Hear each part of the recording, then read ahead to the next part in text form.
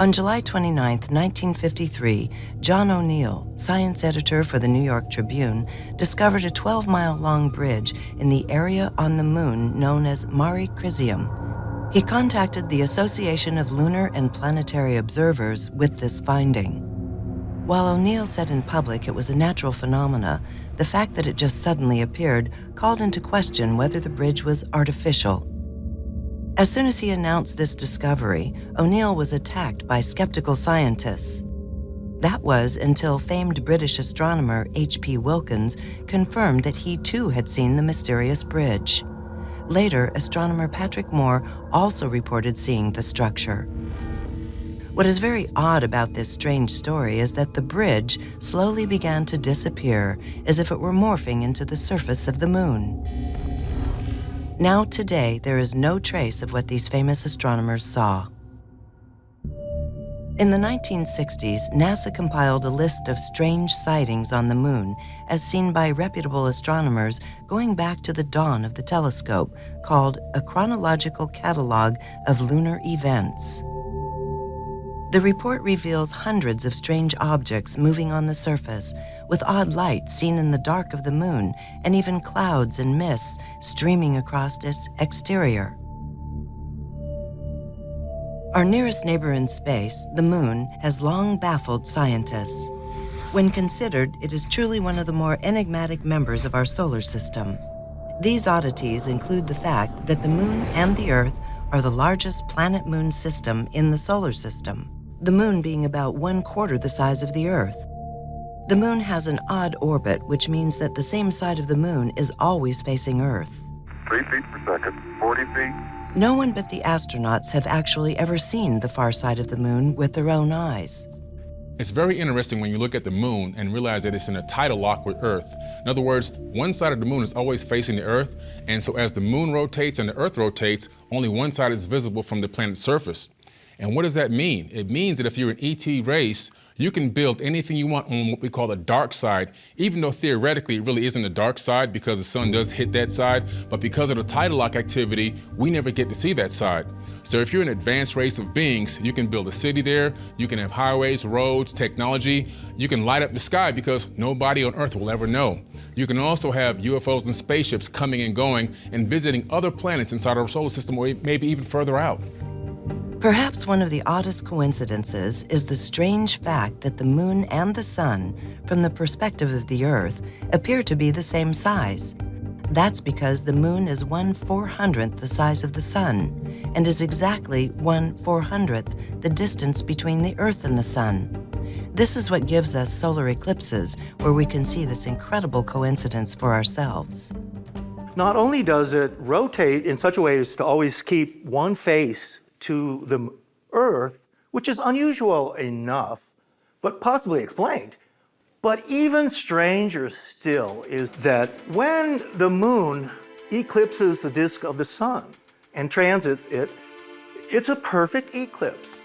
Our moon is of such a size and distance from the Earth that during an eclipse, the disk of the moon is transiting the disk of the sun. And during the complete eclipse, the moon disk is perfectly, not more and not less, covering the disk of our sun.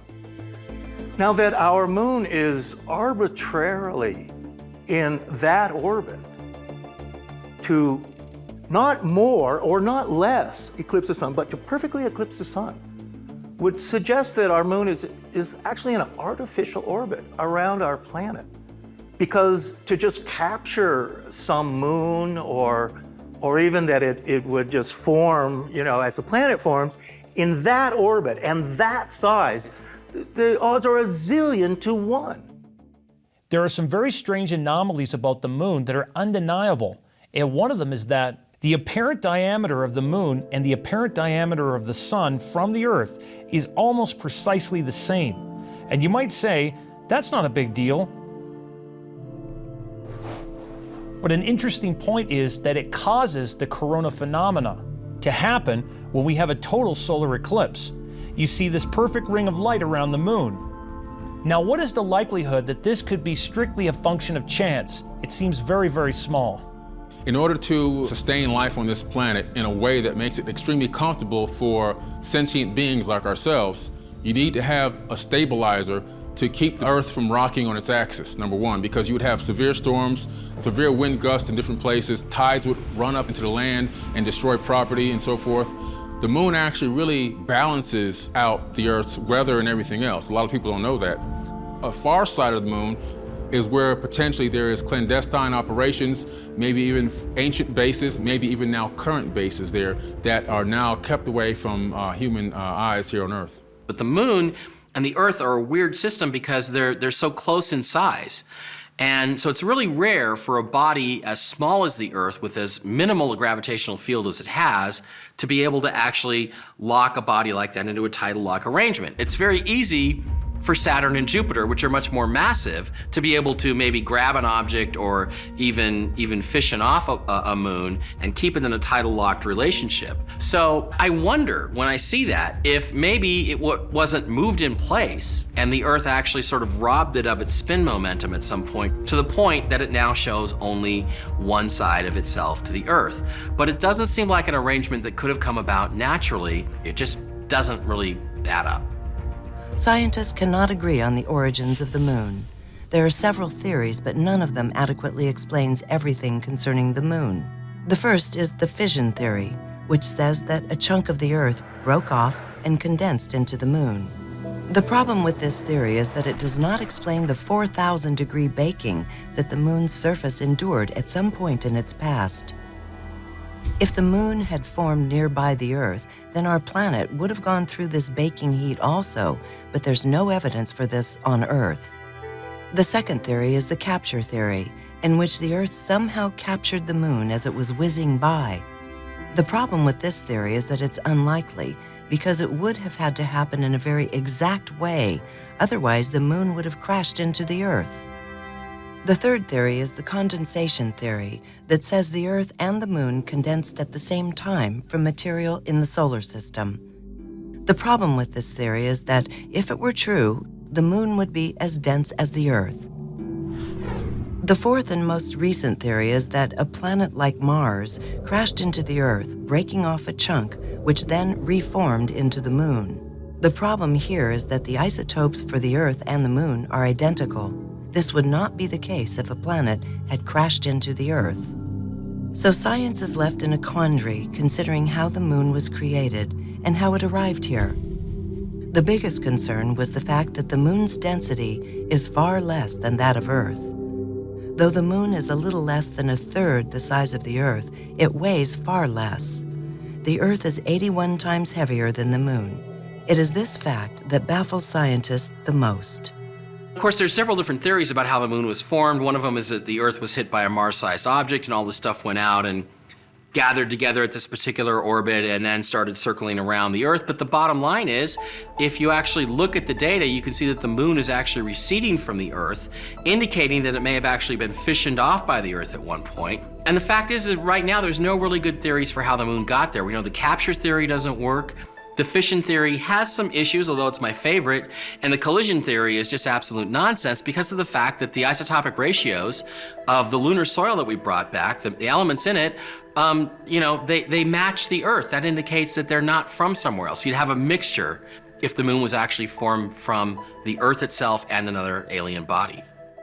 In 1970, Michael Vassin and Alexander Sherbakov of the Soviet Academy of Sciences advanced a hypothesis that the moon was a spaceship built by extraterrestrials or possibly humans in the past.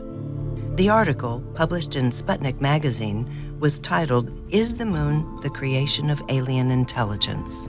Their theory relies on the idea that large lunar craters, which are thought to be created from meteor impact, are generally far too shallow and have flat or even convex bottoms.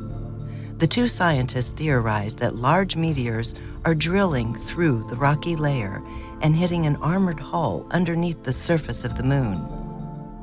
One of the very interesting things about the moon is when you look at the craters, or what they call the seas, they appear to be very, very thin or don't have that much depth. And why is that? You would think that if an asteroid would strike the moon, that you'd see a lot of regolith or a lot of ejecta around the edges or the rims of these craters, but there is no ejecta or nothing around the crater's edge. Why is that? It seems like there's probably something stopping these impacts from going too deep, something that's much harder and stiffer than what's on the surface of the moon itself. You see these dark areas that are actually not very deep compared to the rest of the moon. And what these Russian scientists who wrote a paper about the moon being hollow in the 1970s concluded is that the craters do not blast enough material out.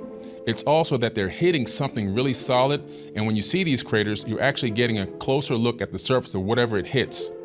It may be bouncing off something which is a lot more solid than the regolith, which is the moon dust on the surface, actually causing these craters to be very wide and shallow, and they don't have much depth.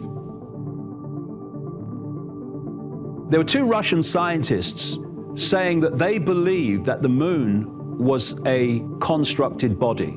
They thought that it was a planetoid that had been hollowed out, and everything that was going on, basically, apart from some stuff on the surface on the far side of the moon, is going on inside. What they were describing, long before it actually became fact in the Star Wars movies, was the Death Star. That's what they were describing in 1970. So it's things like this that make certain astronomers think, and researchers, that yeah, our moon is some kind of artificial satellite, like George Lucas' Death Star, put into our orbit around our planet. Not to destroy us, as in the Star Wars Death Star movies, but as a satellite to watch us and as literally a base to observe Earth. And they reckoned that a very highly advanced race had hollowed out the moon, and therefore, because there's so many anomalies about the moon, it's unbelievable. Therefore, it can be explained why, as one NASA scientist said, the moon is inside out. What's on the surface of the moon should be inside. Well, there's a number of anomalies on the moon's surface that suggest that it's hollow. First are the craters themselves. Some of them are hundreds of miles in diameter, which would mean that you would have a very deep crater.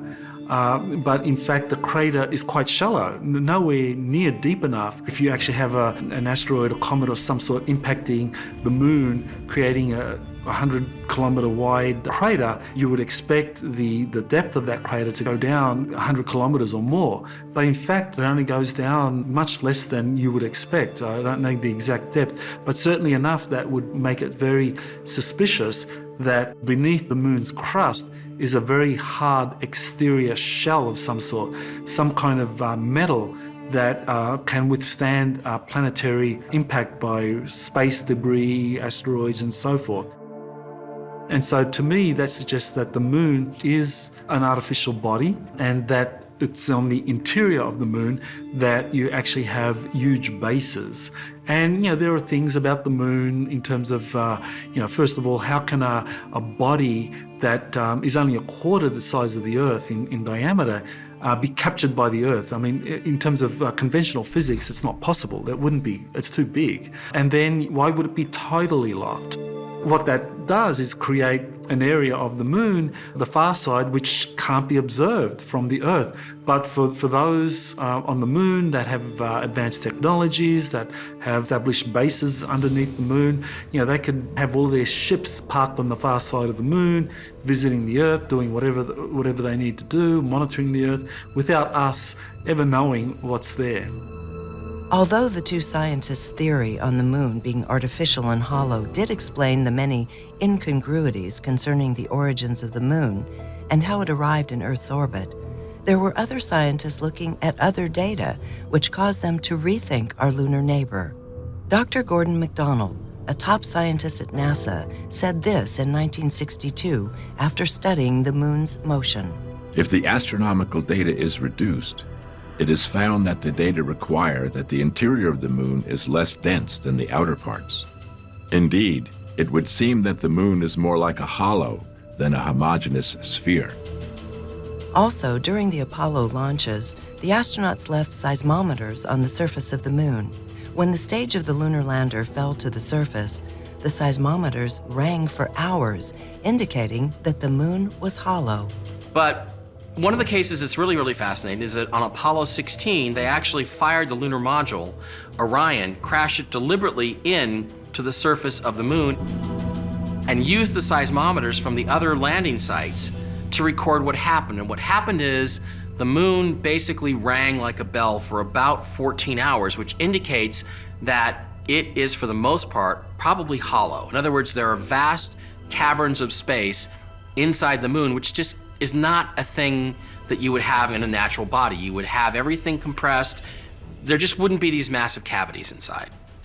In the 13th chapter of his book, The Moon, famed astronomer H.P. Wilkins says, "Everything points to a more or less hollow nature of the crust within some 20 to 30 miles of the surface." Dr. Sean C. Solomon of MIT studied the gravitational fields of the moon via the Lunar Orbiter missions, and he concluded, "The Lunar Orbiter experiments vastly improved our knowledge of the moon's gravitational field, indicating the frightening possibility that the moon might be hollow." When Apollo went to the moon, the astronauts took seismometers with them. Once set in place, the plan was to gauge the depth of the moon by reading the seismic activity that occurred after takeoff. The amount of force necessary to rocket the module away from the moon and back into orbit would send the ascent stage crashing down to the moon's surface, creating a fake moonquake. What happened next baffled everyone.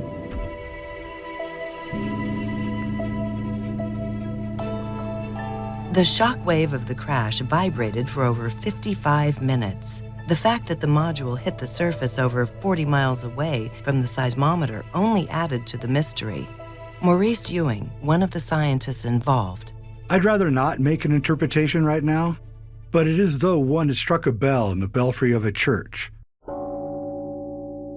A single blow, and found that the reverberation from it continued for 30 minutes. These experiments continued with the other Apollo missions, with the results always being the same. The moon was ringing like a bell."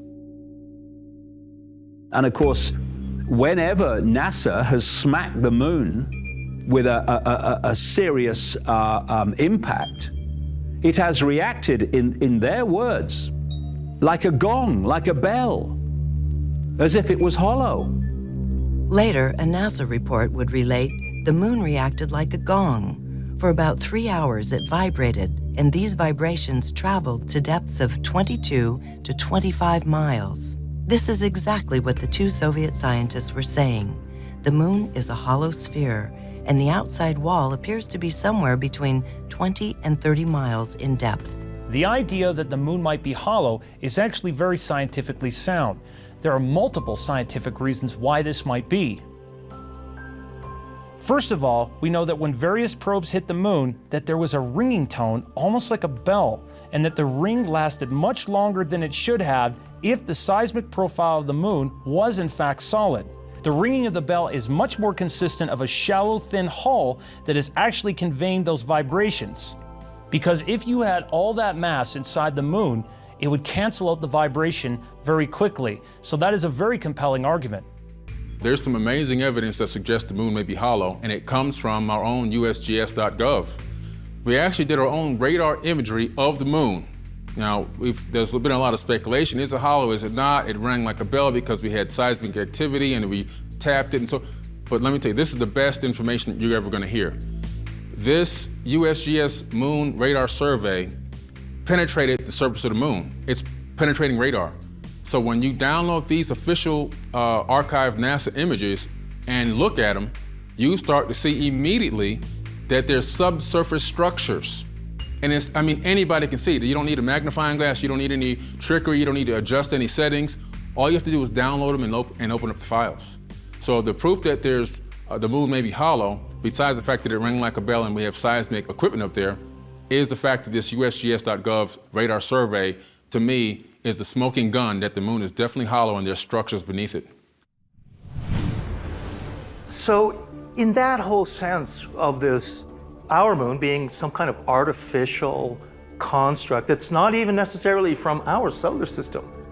And early on, NASA actually said that. They said that the moon was older than the Earth. I mean, they came up with some startling conclusions which NASA has kind of backed away from now. Even the orbit that the moon is in is an unusual orbit. But is there anything found in our past that would indicate the moon is not what we think it is? Astronomer C.S. Chasopus analyzed the Orphic hymns. These are a group of writings attributed to the Greek god Orpheus. Chasopus concluded from his analysis that the Greeks of 4,000 years ago knew that the seasons were caused by the Earth's rotation around the sun, and knew that there were torrid, temperate, and cold regions on the Earth. Because of this, the Orphic hymns required further examination. When we do this, it appears that Orpheus, the god, knew many esoteric things about the moon. When speaking of the moon, Orpheus, the son of Apollo, relates that it has many mountains and cities and houses in it, all who thought it to have solid ground like the earth, containing in it many large fields, champion grounds, and divine inhabitants. Orpheus was known by his contemporaries to be called the Moon Man. You look at the ancient tribes and the ancient accounts of various chroniclers who talk about the time before the moon was there. And you look at the Zulu accounts and many other accounts which talk of the moon in terms of being symbolically an egg. And I talked to a Zulu shaman, high shaman called Credo Mutwa, a long time ago. And I said to him, why do you symbolize the moon as an egg? And he said, because we say that it's been hollowed out, like a yolk taken out. That's why we symbolize it as an egg, which is what these Russian scientists were talking about. Then you have the Zulu legends of where the moon came from, that the Chitahuri, as they call them, the reptilian race, with two leaders called Wawani and Umpanku, stole the moon from the great python and basically positioned it where it is. And when you look at the descriptions of Wawani and Umpanku, the descriptions correlate with the descriptions of Enlil and Enki and the Anunnaki, descriptions of a non-human race visiting Earth that come from the area of Sumer and Mesopotamia. Is there any ancestral evidence of a time on Earth before there was a moon? Aristotle writes that the Pelasgians lived in the area since very old times, at a time when the moon did not exist. These inhabitants of Arcadia were also known as proselenes, meaning those that were before the moon in Greek. Ovid wrote, The Arcadians are said to have possessed their land before the birth of Zeus, and the folk is older than the moon. Symbols were discovered on the wall of the courtyard of Colossia, a temple which was built over 15,000 years ago. Colossia, which is in Bolivia, is one of the oldest archaeological sites found in the Americas. Symbols on the wall show evidence that the moon came into orbit around the Earth thousands of years ago. Moreover, the Calendar Gate, also known as the Gate of the Sun, located at the same site, provides evidence that a smaller satellite once rotated around the Earth. Some references to the time before there was a moon can also be found in the Bible. In Job 25:5, the grandeur of the Lord who makes peace in the heights is praised, and the time is mentioned before there was a moon, and it did not shine. In Psalm 72:5 it is said, Thou wast feared since the time of the sun, and before the time of the moon, a generation of generations, which is a very long time. The memory of a world without a moon lives in oral tradition among the natives of the Amazon. The Indians of the Bogota Islands in the eastern Cordilleras of Colombia relate some of their tribal memories to a time before there was a moon. In the earliest times, when the moon was not yet in the heavens, say the tribesmen of the Chibchas. As we have seen, the moon, our closest neighbor in space, may not be exactly what we think it is. There's serious evidence that NASA knows that the low density of the moon is evidence that it's hollow. There are also strange coincidences like the fact that during a solar eclipse, the moon and our sun appear to be the same size. but there are many other odd aspects of our lunar cousin. In our next episode, we shall continue our exploration of the moon.